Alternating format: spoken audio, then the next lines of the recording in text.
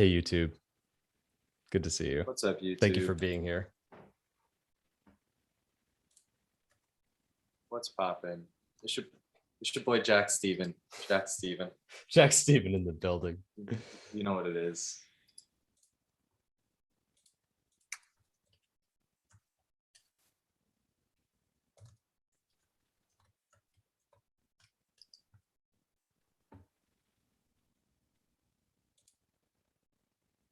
I just tweeted that we're live talking USMNT.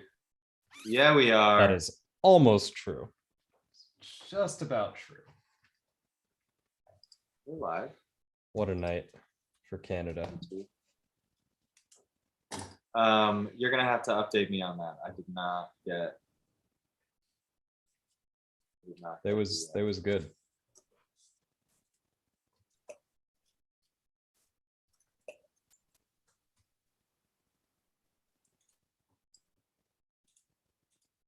It was very good.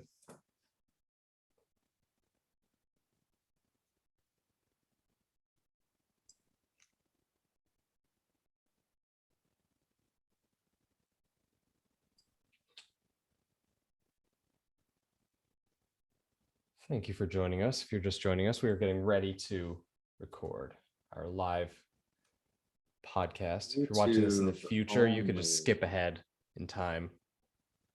This is the YouTube only content. Only. YouTube only prep content.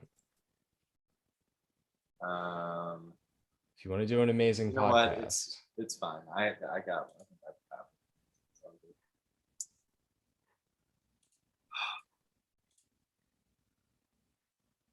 it. Okay. Okay. You ready? Make some magic happen here. Let's do it, son. I have, I can go for 40 tops. Yeah, I got 40. Sorry, I'm so tight today. That's fine. Give him a good 40. Let's give him a great 40. Let's beep test this 40. The best 40. We're beep testing. We're going to be puking by the end of this. I can't tell if we're talking about sports or Old English. Okay. Starting at works for 650. both. Amazing. It works for both of the things. Starting at 650. I love Old English. Nobody loves Old English time. It's a necessity. It's a tradition. Okay. It's tradition. 5, 4, 3, 2. Well.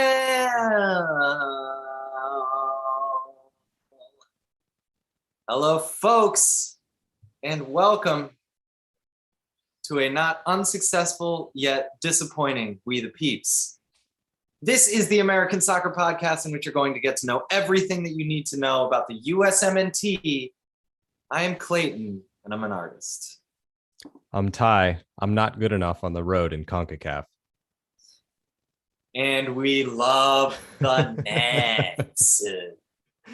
Natty two hands. Insert here. And insert. Folks, the game was USA versus Jamaica. Jamaica. You know what it is. This is not your mama's Jamaica. But it is your Mikhail daddy's Antonio's USMNT. team now. It's Mikhail. We just entered the Mikhail Antonio verse. What is it's a place happening? I don't mind being. It is a place I don't mind being. If the opposing team was not my team, I would have been all over that. Absolutely. Damn, bro. Mikhail Antonio, 5 stars, buddy. But sadly, it was at our expense. Spoiler alert, this game would end 1-1. We successfully drew on the road, folks. I say that with tongue firmly in cheek. We have job done. We've got that precious point on the road. We're going to talk about all this and much, much more. But first, a little bit of housekeeping. Please hang out with us on Twitter if you feel like it. Don't do it if you don't feel like it. But if you do feel like it, do it. If you like Twitter, at WTP Pod, we are on there for time to time. Find us on YouTube. If you were with us on YouTube right now, if you had gone to your YouTube search bar, typed in We the Peeps or WTP Pod, you would have found our channel. If you had clicked subscribe, and if you had clicked that notification button, you would be with us live right now as we record, and you would know that I have a beautiful and illustrious screenshot of Man City's man. He plays for Man City. When he shows up on, when you search him on American Google, his name comes up, Jack Steven. Fantastic. With an actual picture of Zach. Of Jack. Of Jack. Of your boy. When he plays badly, that's what we'll call him now. There was a moment or two where I thought Jack Steven might come out. Jack Steven appeared a couple times last night. A couple times. It was not pretty. It was not pretty. And of course, thank you all for your 5-star reviews. We have made it to our centenario, 100 5-star reviews, and we are already seeing the positive effects on our numbers, frankly. So if you're new to the pod, thank you for being here. We love having new people. You are in the right place to learn about the Nats, to connect with other people who love the Nats, and to commiserate about how joyous and underwhelming this team can really be. You are the peeps. We love you. We also crossed another milestone recently, Clayton. What you got? Boy, Amos was our 200th YouTube subscriber. The Doble Centenario. Amos! The Don! Amos! Oh, and we're already up like to 203. Forrest Gump. We're already up Without to trying. 203. We're up to 203. Fantastic. This is, I want to mobilize the We the Peeps army on this, because if we get to 1,000, then we can make a very depressingly low amount of money from our YouTube channel. So if you would like to help us reclaim a tiny fraction of the opportunity cost that we put into this endeavor, please subscribe to us on YouTube, because if we get to 1,000, then we can make a couple pennies per live stream. Yes, we can stem the bleeding, as I like to say. It's not Jack Steven money, but it'll do for me. Jack Steven is balling in the real estate industry, not so good in the football industry. But hey, many of you have already helped us out on the financial front by going to patreon.com/WTP pod and contributing $5 per month to our essentially fundraiser for underprivileged podcasts like ours. And we are underappreciated podcast. We are so grateful. We're fully privileged. I want to be clear about that. Let's walk that one back. Yeah, but we are underappreciated. We're not saying we deserve it. We're just saying we want your money. We're saying it's not that hard for you. Yeah. And we want it. And we're super grateful for it. That's the other thing we're saying, is that it does make a difference. This takes a lot of time to do the pod. So thank you for helping us out. And if you haven't done that already, consider it. It's a fun way to know that you're contributing to U.S. soccer culture and thereby making the world a slightly better place and slightly stronger U.S. national team, we believe, because it begins with the culture. Okay, I think that's it. End of housekeeping, question mark? Sweep it up, baby. Doodah, it is. Let's line them up. Both gloves. Who's your boy? Jack Steven. Enter the Stevenverse. The homie. The homie. Jack Steven. All day, baby. We're going to have the rich, what is this? It's Richard Zimmerman. Richard we gotta work Zimmerman. on this. We got to work on this. Rich Walker. Rich. Get at us on Twitter. What you got? Walker Zimmerman. And of course, Chris Richards. So happy to see you. Big body Chris Richards. It's your boy. Andre DeYedlin. God, that kid filled out. He filled out. Holy shit. I don't think we underestimated. I think when we looked up his stats, we had not seen his body in a while. The man has filled out. We've got Andre DeYedlin on the right and Anthony Jedi Flip Robinson of the light side of the Force. You know him. You love him. He is not your father. He is not your father. This just your father. Not your father's Jedi. He is your only Anthony. In the midfield, we Jamaica's had, only hope of assist. I am he's Jamaica's only hope. In the midfield, we are going to have Tyler Adams at the 6, of course. We are also going to have All day. Eunice Lovin, Eunice Noam, Eunice Lovin, Eunice Musa. The UN, Miss Musa? No? Ooh. Do we like that? Does that suck or is that good? MUSA. USA, the UN Miss USA. The UN Miss USA. Something like that. And then, of course, soft golf claps for the Booze Cruise. Welcome on in, Gianluca Booze Ruscio. Booze Cruise time. Let's do it. Up front, we have up front. All aboard. All aboard the Venetian Booze Cruise. Is that what anyone says ever? The Venetian Booze Cruise down those tiny streams. Yes. Okay. Getting day Up drunk. front, we are gonna I feel day drunk on this lineup right now. Up front, we're gonna have Brendan A.A. Ron Swanson. We are gonna have Timothy, future leader of the free world, current leader of the USMNT WEA, and Ricardo Pepe Le Pew Pew Pew at the 9. That was our starting lineup, folks. The US would come out in this looking imperial, fantastic. It was a beautiful opening 10 to 15 for the US, which would be capped off by a lovely quick passing play in which Tim Weah would ultimately make a Jamaican defender look like a total hologram, a paper-thin piece of paper. D. Cordova-Reed, was it? I believe that was Bobby Reed, who would feature later in this tale. Who would feature later in this tale. Ignominiously. Quite so. Tim Weah somehow, after dribbling through Bobby D. Cordova-Reed, gets his right foot around this and squibs one to the far post. This was like a nice FIFA glitch, this goal. It was a weird ass goal. I could not believe this went in, yeah.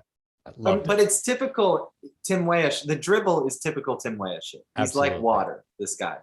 The finish is just, you win some, you lose some, and we won this one. And it seemed like it would be Tim Weah's day. And then a few plays later, Mikhail Antonio would dribs against Tyler Adams, leave him in the dust, and take the rip of all rips. Quick question. Okay, so this is an absolute tracer beam, as they say, to the upper 90-ish. Upper 90-ish. Does Matt Turner save this? Yes. Yes, Matt he Turner does. absolutely saves this. All right. This is exactly what I'm thinking as this goal is going in. This is usually where we enter the Turnerverse. This is and instead we entered the Jack Steven lunchroom. Fantasy lunchroom. Jack Steven. Everything is baloney. It's meatloaf for days. Jack. It was 1-1, and the complexion of this game. Shaq.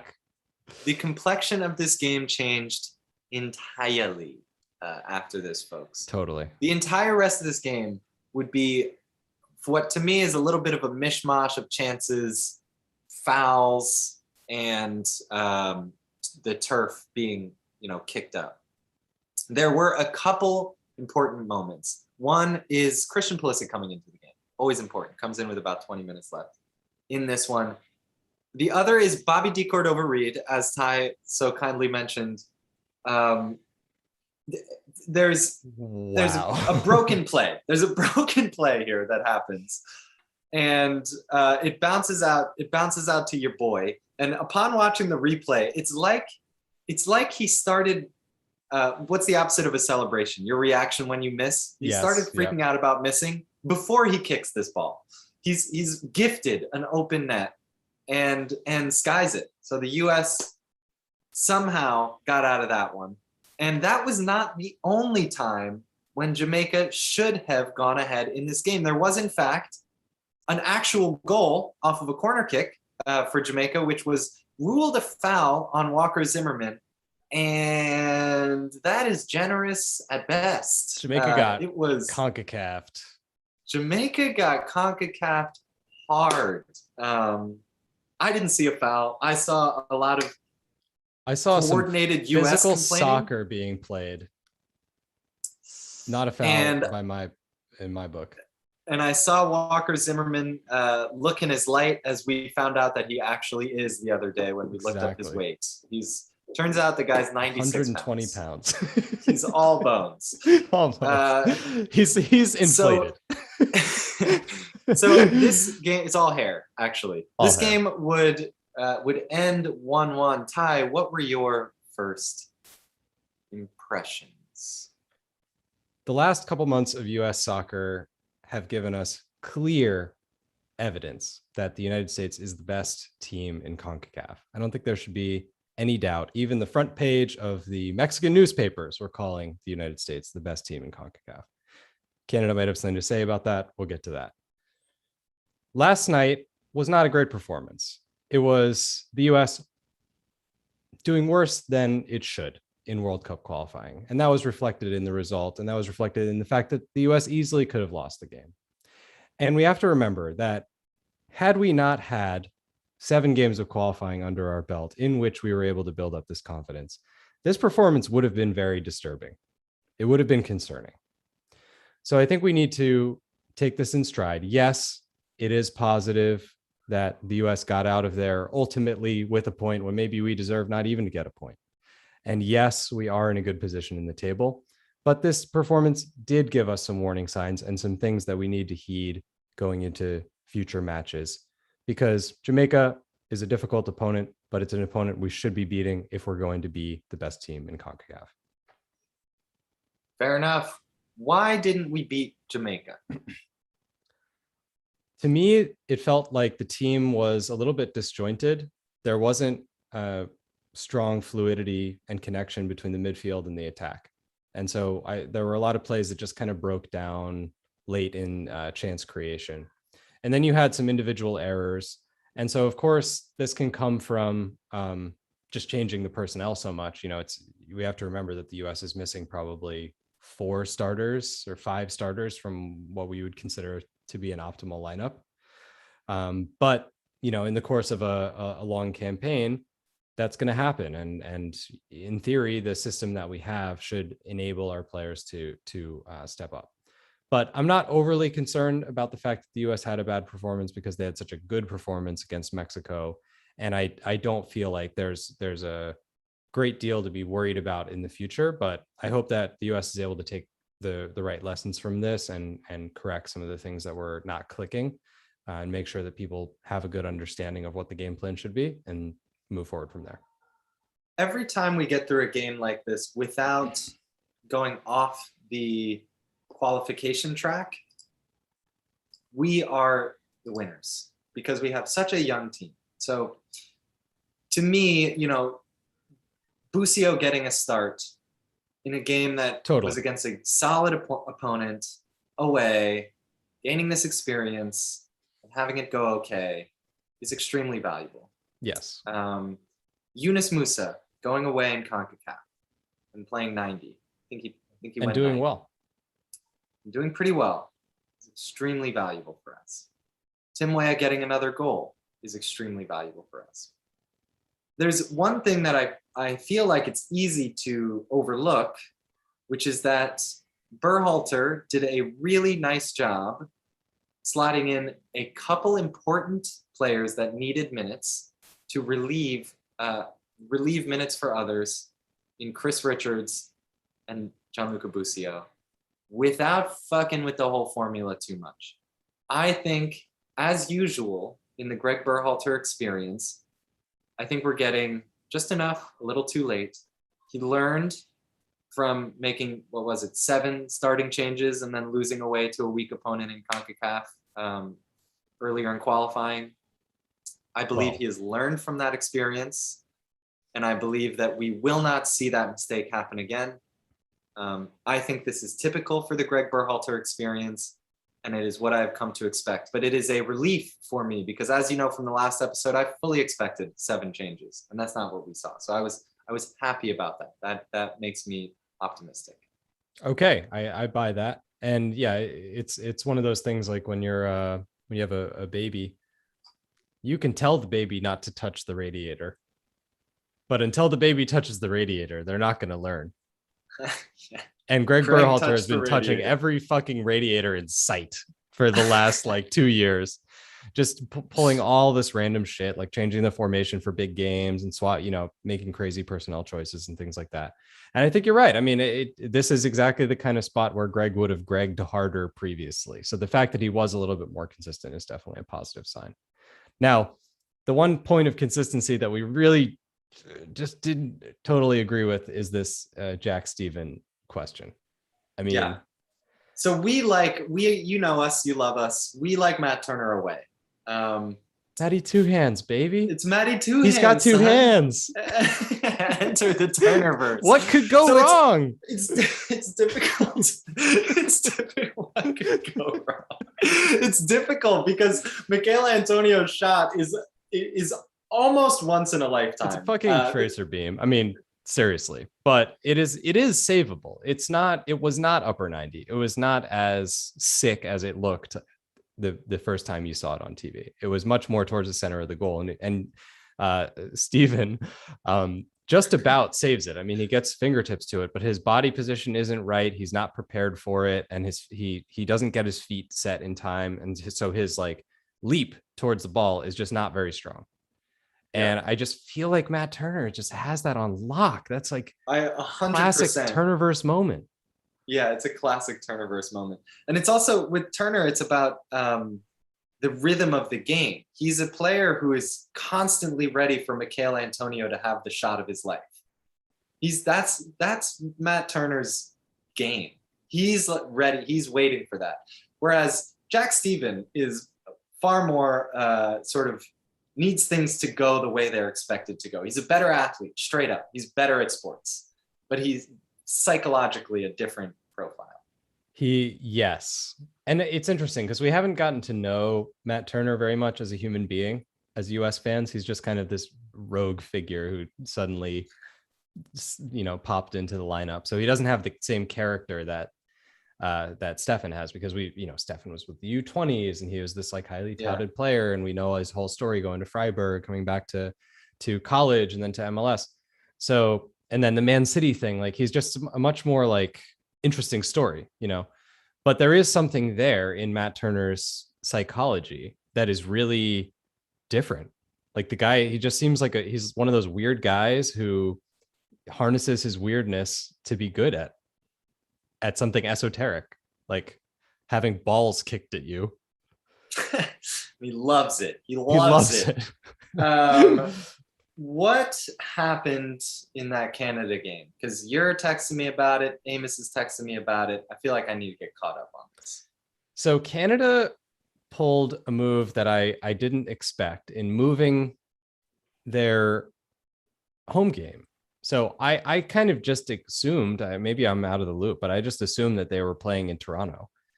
But they moved this game to Edmonton, and they were playing in, I believe it was 14 degrees Fahrenheit, 5-degree wind chill, snow all around the side of the field, on turf with football lines. Oh, hell yeah. Let's fucking go. This was 100% tailored to beating Mexico. And it's an absolutely brilliant strategy, because it was the coldest game ever recorded for the Mexican national team. And it showed. They're not ready to do that. They're not suited for that. You got guys who are playing in Guadalajara 1 week, and then they're flying the next week on a Tuesday, and they're playing in Edmonton. That makes absolutely no sense. And it would be very, very difficult to acclimate. Just as much as with altitude, or just as much as with heat and humidity, it's an advantage that Canada can draw on. And so anyway, their performance was very good. They were tight. They were aggressive. They were flying down the field with, Fonzie and Kyle Larin and Jonathan David just doing their thing. The Fonz. And they're good. They're for real. They definitely can't match the US and Mexico pound for pound on talent. I would say that even despite the result yesterday. but they have a team spirit, they have an identity, they have smart tactics, they have good coaching, and they just have this energy to them. So it really feels like they're the team of destiny in CONCACAF this go around, and this result was kind of like their statement of intent about not just competing for that third spot, but really going after the US and Mexico to try to be superior. Dude, hell yeah. So you contrast that move from a federation. That is a federation move, right? Maybe there was to move the game for a game. It's a for federation move. advantage. You know, who knows where it came from, but it's savvy AF. It's savvier than I've seen our federation be with ever the about game anything. location choices. Yeah.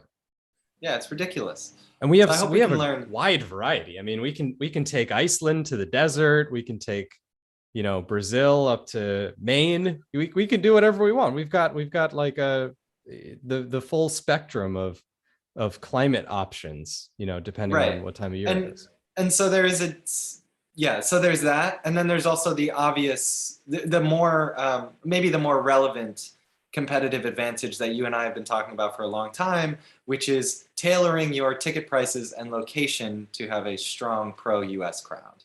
Absolutely. Yeah, they had an incredible raucous pro-Canada crowd. The building there is not the greatest, you know, it's old school, it's got the track, there's you know, more space around the field, but the crowd was intense and up for it. And, you know, Canadians would do anything. They get drunk, they go out in the 10-degree cold. That's what they do. And it's just a natural thing to do. So they were just there already. They were there already, bro. Oh, game? Why is the puck round? So they came up big. They, you know, all credit to Canada. H Huss in the chat is talking about that this US Canada game is going to be fantastic. There's been some discussion about where this will be held, because obviously the cold is not the same advantage against the US as it is against Mexico. But I can't wait to see the epic rematch. The first qualifier, the one that was in the US, was not super epic.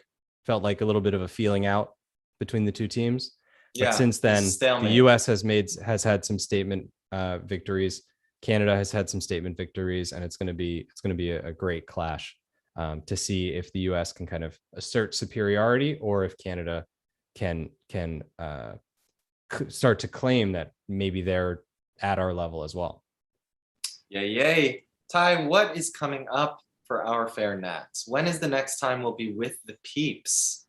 So it's going to be a little while. And the next camp is at the end of January. So it's end of January, early February. So we've got a good 2 months before the US will take the field again. And this will blow your mind, Clayton. We've been doing World Cup qualifying for like, I don't know, a week and a half. All of a sudden, there are 2 windows left. 2 camps left in World Cup qualifying. What? Make or break. This is it. Oh my God.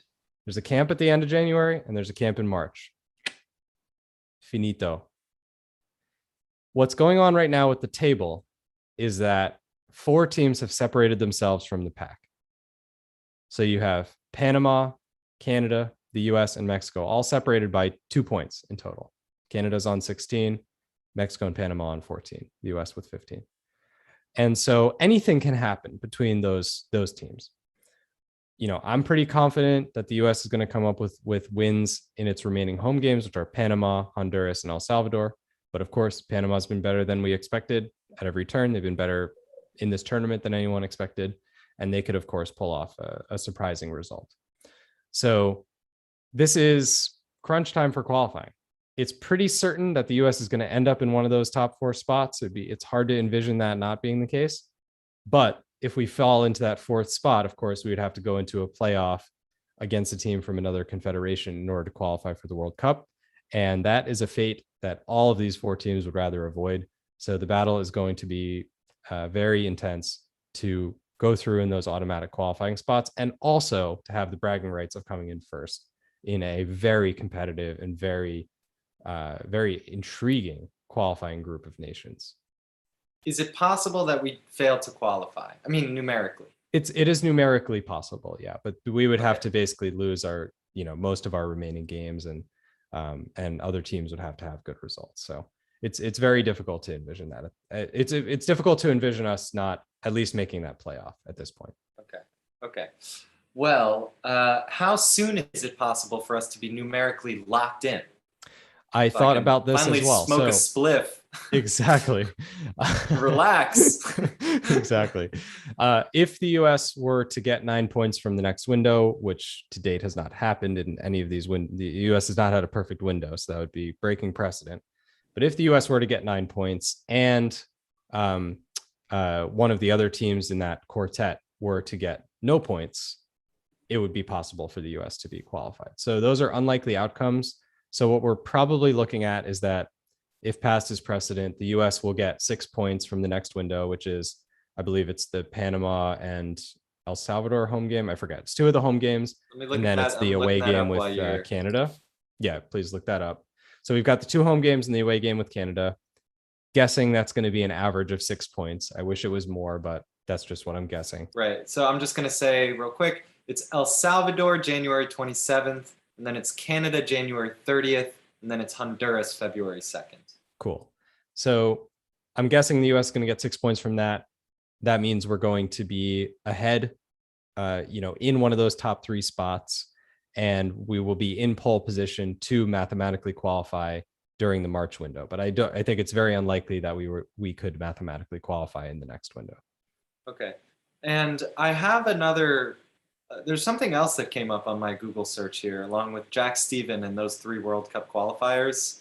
It is a USA versus Bosnia-Herzegovina game on December Yes. 18th. Yes, that's real? right. I totally forgot about this. So yeah, in the meantime, the Federation has scheduled not a January camp game, but a December game, because the qualifiers are at the end of January, which is usually when we'd have that January camp game. They're going to do an MLS heavy roster to do a short camp to play in this friendly.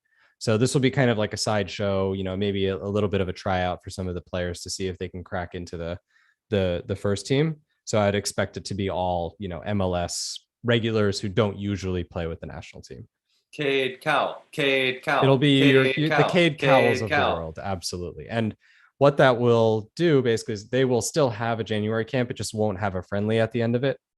It will be kind of like potentially, merged in with something to do with the qualifying camp and things like that. But everything's all cattywampus because of the COVID reshuffle that happened in all of world events that we're still unwrinkling.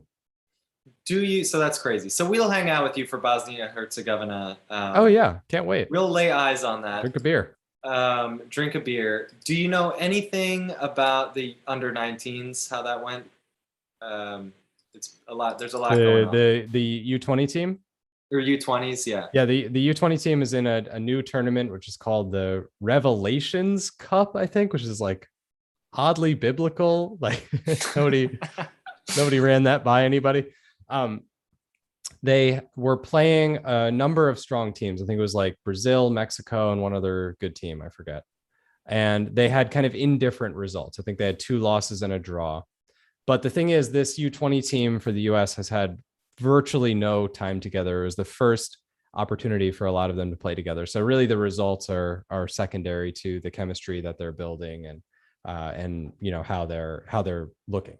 But that generation, that group of players is very, very exciting. It's got your Cade Cowells and your Caden Clarks and so on. All the teenagers who you see in MLS week after week pop up with some, unbelievable name come up with like a random debut hat trick. They're getting called in. Correct. Baby. I want to pull You've got Paxton Aronson. Brandon Servania. No, this is old. That's old. Yeah. Brandon Servania. Oh my God. Sorry. He's done. Sorry. Dusty. He's done and dusted. He's old news. Anyways, there are some interesting names. There was a very good shout out to Scuffed podcast about how this current crop of under 20s is considered less good than other generations, which happened in part because of COVID quarantine, which hit at a very critical time for this group of players. Ricardo Pepi is kind of the exception to this general rule. I find it hard to believe, but when you think about the fact that the previous, U20 experience involved the 2001s not even are being able currently to be there. starring for the national team in qualifying. Yeah, Pepi is like a 2004 or some shit. Like it's crazy. So the recent young generations have been so successful that it's hard to keep up exactly. But the thing is, like, you would think that that COVID effect would occur for all countries, right? Maybe were we uniquely affected? So no, I haven't heard anything about how it affected other countries. Right. So then one would think that when it comes to qualifying, when it comes to an actual World Cup, that's one thing. But when it comes to kind of, integrating with the senior team, of course, that's going to be a factor. But hopefully that's a brief, bump and not something that we look back on, as we did in the prior World Cup qualifying camp, when it came to this huge gap you had between Donovan and Dempsey and Pulisic, 12-year gap of like virtually no elite talent. Yeah. So it's going to be interesting, right? We're set up for this situation where there's this generation of players that is far superior to any other generation, followed by a generation of players not good enough to replace them, likely not good enough to replace them. A few names on this under-20 squad are probably going to be in the picture. And will feature in ways similar to folks like Brendan Aronson. So he's not perhaps he's a surprise, plus for us rather than a Gio Reyna or Christian Pulisic locked in starter. Absolutely. And I had a thought watching this game, if I may, which is that I remember there was like a month where like Adams, Weah, and Pulisic were all hurt badly. Like it didn't look good. Like Pulisic was out for a couple months, and Weah had the really long-term injury, and Adams had like a back thing that never would go away. And there was a conversation where we were like, if one of them works out, that's great. We'll take it. That's where we were at. And so I was just counting my blessings last night that I was watching Tim Weah, who I had thought like might be done. I thought the guy might be like one of those players who has an early injury and just never is able to live up to his promise. Juan Agudelo-ish. He has become so much better than I thought he could become. So much more important than I thought he could become. It's like, damn, not only do we have like 4 or 5 really great role players who are, coming up, but those role players are pushing to be just as good as the elite guys. We were going into this camp saying Brendan Aronson is a better player than Christian Pulisic, which I think is maybe not, is a little hyperbolic, but is like less unreasonable than one might think. I think Brendan Aronson is an elite player. Brendan Aronson is capable of having a better game than Christian Pulisic on any given day. Absolutely. And it's so heartening to see. It's not, we don't have these like shining lights that we have to get lucky and make sure that they're on their game and make sure that they're present. We have such a deep pool of talent that we almost forget, like these random ass 20-year-olds who are playing in top European leagues and doing well. We almost forget. I'm so excited to test my eye the next chance I get. I did not watch these under 20 games, but one of my favorite games to play is watching youth teams and trying to pick who's going to be the next big thing. It's so much fun. I'm so bad at this. I'm terrible at this. I'm fucking fire on this. I got hit, son, on the field versus Jamaica. Gianluca Busio was a hard pick for me. Chris Richards, hard pick. Chris Richards was easy. Everybody got Chris Richards. I don't know though, because that same camp, there was all kinds of other names going around. All kinds of names were being said. Paxton Aronson, for instance, or Paxton Pomykal, for instance. Who I certainly would have said Paxton Pomykal better career than Tim Weah. And after that U20, and I was Tim Weah hard. You were hard. My biggest miss right now is Richie Ledesma. That's you're thinking with your heart there, buddy. He just It is what it he's is. like exactly what you wanted to be as a high school soccer player. I know. Rangy attacking midfielder It's all with good. hair. You can't always be right. You can't always be right. So maybe though, maybe sports science. One thing that And occurs Paxton to me Pomykal is what I want to be as a soccer exactly, player. exactly. One thing that occurs to me as you were discussing those injuries to Weah and Adams is sports science. And I think of that with Ansu Fati as well. That we are in an age where one, these players are being played more than ever at a young age because we realize how valuable their sell-on cost can be. So this is a modern sort of financial phenomenon that's happening. And then they are getting injured worse earlier than ever. And then they are getting healed better than ever. Sooner and better and coming back stronger. I think that we would have lost players like Tyler Adams and Ansu Fati to the sands of time in just a decade ago. 80s. In the the 80s, early 2000s. Fuck out of here. Actually, there was probably a half-life. In the 80s, everyone got injured that bad, and Tyler Adams would just be a warrior until he was 26 and retire. Yeah, exactly. And then he would get lost in the 90s and early 2000s, and now we're back to peak performance. I hear you. Yeah, it's so interesting to think about also in context of what Tom Brady is doing, which is basically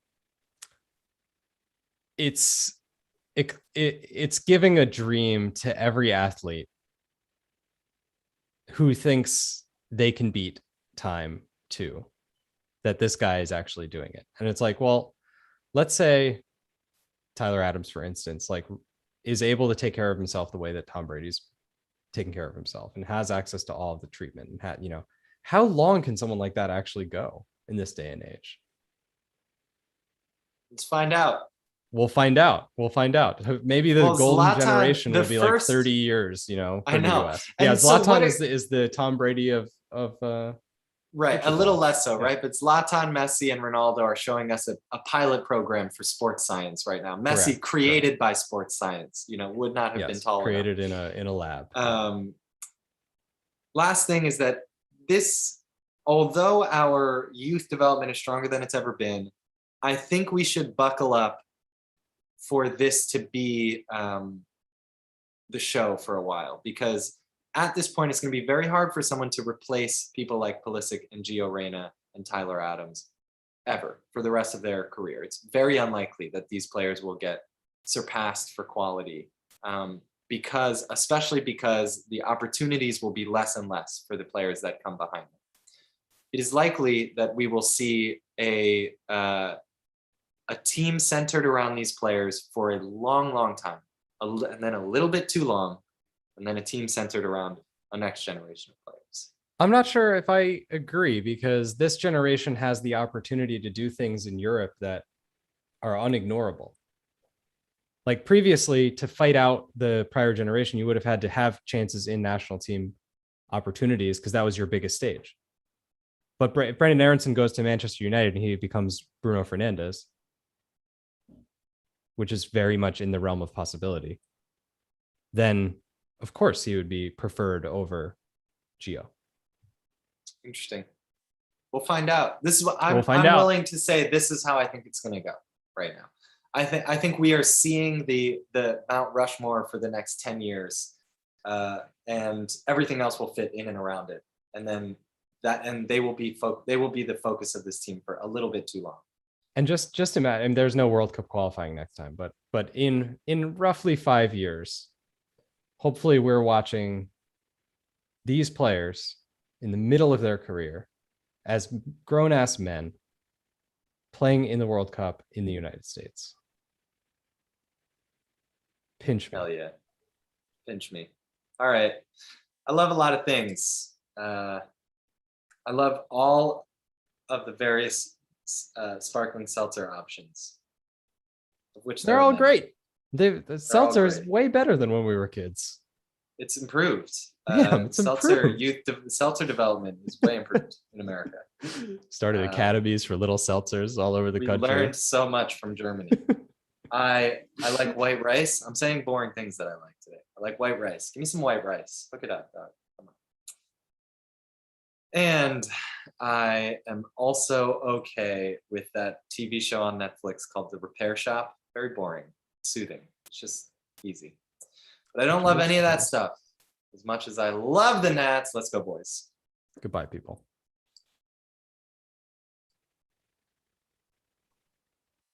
Oh, you have to go, right? Yeah. What are you gonna say? I'll say something next time. No, go ahead. I just will edit this after my soccer game I'm about to play instead of. Okay, that's fine. 1 second.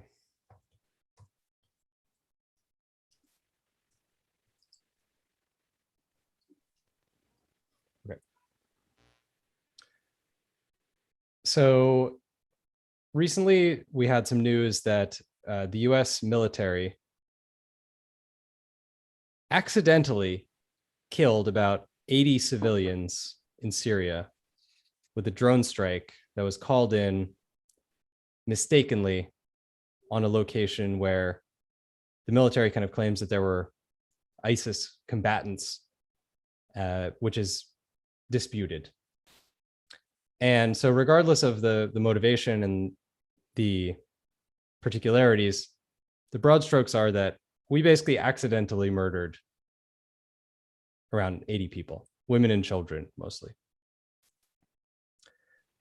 And it's not exactly pertinent to this podcast, but it's something that I did want to bring up and talk about because we are patriotic people who love the country. We want to root for the country.